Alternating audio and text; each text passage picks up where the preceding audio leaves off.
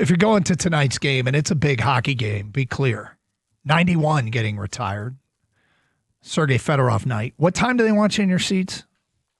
Fans attending the event are encouraged to be in their seats by 5:30. The doors open at LCA at 4:20. Oh, boy. Because of 4:20 thing? 4:20. But yeah, you can be. They want you in your seat by 5:30, and I believe the ceremony starts at 5:40 is when that's supposed to start. Mm-hmm. So they want to get the ceremony done in a timely fashion so it's not going to interrupt the game day skate and all that stuff, but or the pre-skate warm-ups. But yeah, this is going to be a big deal, man. It's Sergei Fedorov finally getting that jersey retired, and it's been a long time coming. It's well deserved. It's long overdue, but it's happening now, and it seems like that the issues with the Illich name and Sergei Fedorov is kind of over and done with. And there was a video over the weekend of Sergei penning a letter and narrating the letter of how grateful he is to the Illiches and the Red Wings and his teammates and everything else. It's great, and just to see him back in the building is going to be amazing. So a couple things here. One is, and I want to bring in our hockey guru, Kenny, who's on phones today, and a hardcore Red Wing guy. One is, tell me I'm wrong, that this team, what they're doing is great, but we await March validation. Authentication. The stamp of authentication comes if they get through March and don't have a collapse. See, this is what we usually see with this team, right? Like during these months, they usually go on a little bit hot, a little bit cold, but mostly hot streaks, and we get our hopes up. And then March comes around to break our hearts.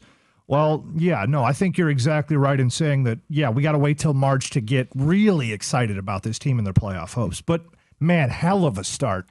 Yeah. Yeah, normally this team isn't in first place. That's the big difference, right? I mean, we've seen them play well and go through stretches where, hey, they just won 10 out of 12 games or whatever, but they've been in first place for the majority of this first half of the season. Mm-hmm. And two is, Gator, you gave your thoughts on Sergei and Kenny real quick on him and getting his number taken to the rafters. I mean, well-deserved. I mean, much belated, obviously. We've all been calling for this for the better part of, a decade, 2 decades now? I mean, it's been way too long since we've been having this narrative, this conversation, and who's to fault, who's to blame. It doesn't really matter. I'm very happy that tonight is the night it actually does happen. I will be excited to be downtown for it. Well, it is going to be a cool night and an important hockey game. 2 best teams in the East as it stands right now. Points-wise, game in hand, got it. There's teams behind Detroit, and you're a bad week away from being out of the playoffs. That's how it stands right now. But good win at Montreal, to say the least, over the weekend. Also, a very impressive performance. My God, the Indiana Hoosiers. That was a good old-fashioned butt-whooping of Oregon. It is still, forgive us. I feel like Indiana doesn't want to forgive for people getting used to this. Right. But please forgive us.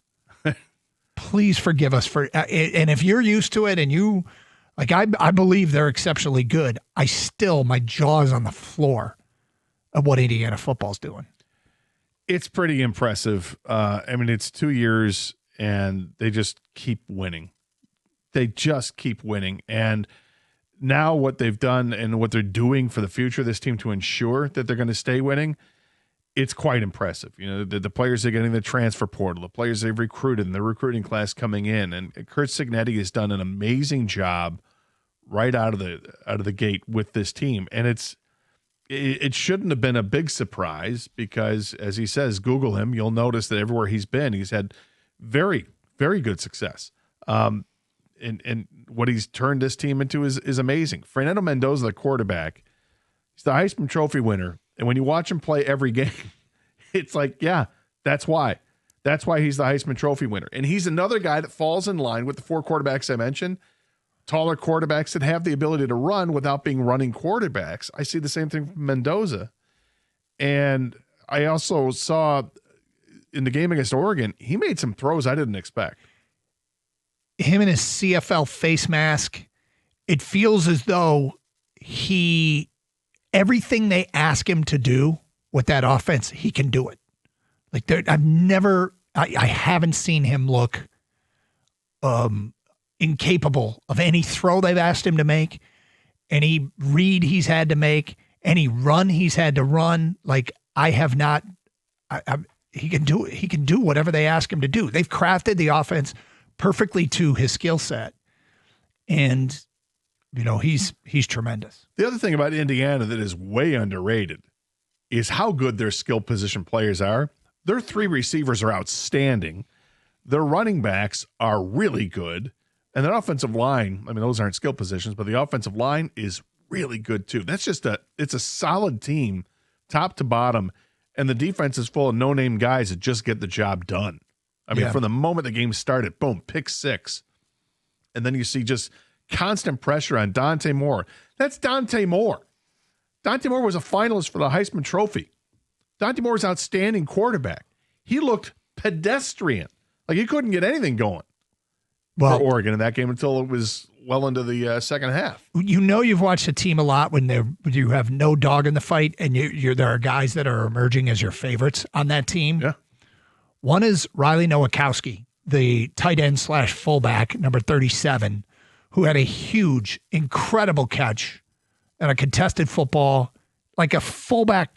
I swear he lines up in the backfield as a fullback more than a tight end.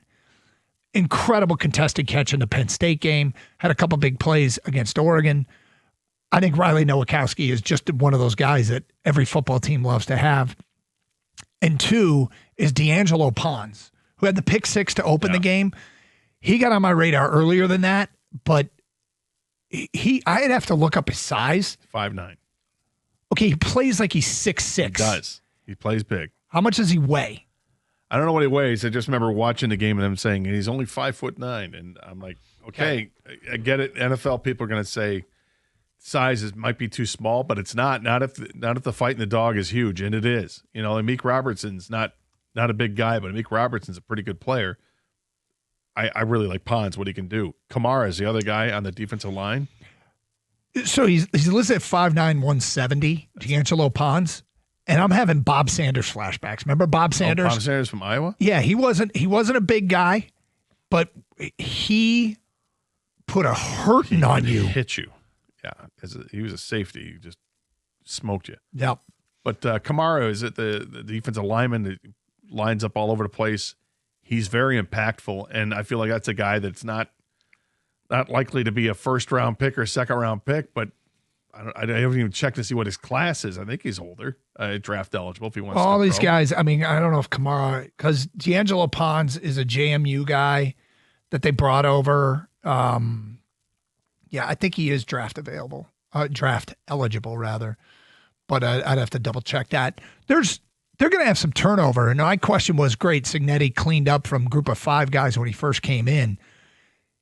He's not going to be able to keep doing that because he's not going to have his familiarity with a group of 5 because like he brought his JMU guys, receiver from Old Dominion, a quarterback from Ohio U last year. But now that he's got credibility, Indiana is getting guys out of the portal that they would never have had access to. He instantly had credibility. And, I also had this thought about him because right now. Kamara's a senior, by the way. Is he? And he's a JMU guy, isn't he? Was he a JMU guy? I think he was, but maybe I'm Yes, wrong. he was. Yeah. Anyway, Gator, I remember the beginning of the Kansas City Chiefs run where the Chiefs had, for the bulk of my life, it felt like the Chiefs had been pretty harmless. Like, I could get behind these guys. They're new and it's fresh. That's Indiana right now. I wonder what the shelf life is for Indiana before we are like, all right, enough. I'm not anywhere close to it right now. Not right now. I want to win the whole thing. Yeah, let's go. Exactly. B1G. But I think it'll be a short shelf life. If they start making life difficult for Michigan and Michigan State, yeah, I think it'll be short. Now we're going to look at them like you look at, Penn State or Ohio State. Well, given that they've made life difficult for everybody, I wouldn't. Michigan and Michigan State are probably on their radar. Does State play them next year? I don't think we do. Michigan's got Indiana coming in.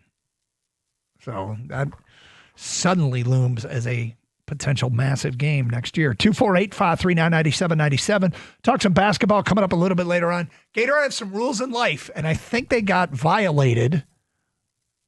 I don't know if they got violated by a big-time coach or somebody else, but I will tell you, those rules got violated. It's a good time to reiterate these rules in life because I think this coach might be guilty. He might not, but somebody's guilty. That at 12:32 on 97.1.